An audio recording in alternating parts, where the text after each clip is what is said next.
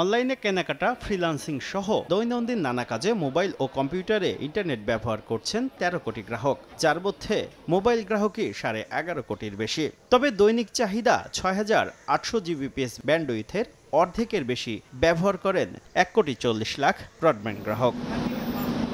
আইএসপিএবির তথ্য বলছে, বর্তমানে ব্রডব্যান্ড ইন্টারনেট সেবার বাজার ৬ থেকে ৭,০০০ কোটি টাকার। এই বাজারে প্রবেশ করতে চায় মোবাইল অপারেটর বাংলালিংক।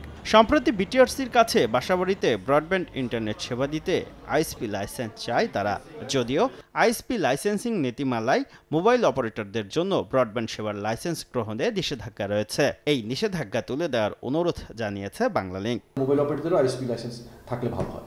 আইএসপিও দিলাম, আমরা নিজেদের আইজিডব্লিউ থাকলো, নিজেদের আইসিএক্স থাকলো, সব মিলে যদি আমরা সবকিছু করতে পারি, অফকোর্স আমাদের কস্টটাও কমবে এবং কোয়ালিটি অফ সার্ভিস কিন্তু আরো বাড়বে। এর আগে ২০২৪ সালে সেলুলার মোবাইল সার্ভিস গাইডলাইনে তার ছাড়াই ওয়াইফাই সেবা দেওয়ার অনুমতি দেওয়া হয় মোবাইল অপারেটরদের।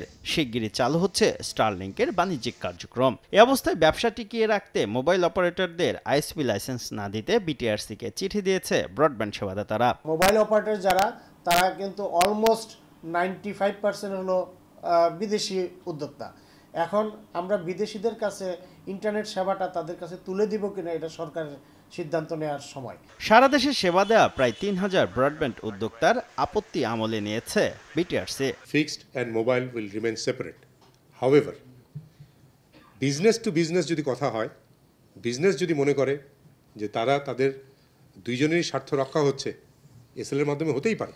বর্তমানে ৩,৮৬,০০,০০০ গ্রাহককে মোবাইল সেবা দিচ্ছে বাংলালিংক। শুভ খান, সময় সংবাদ, ঢাকা।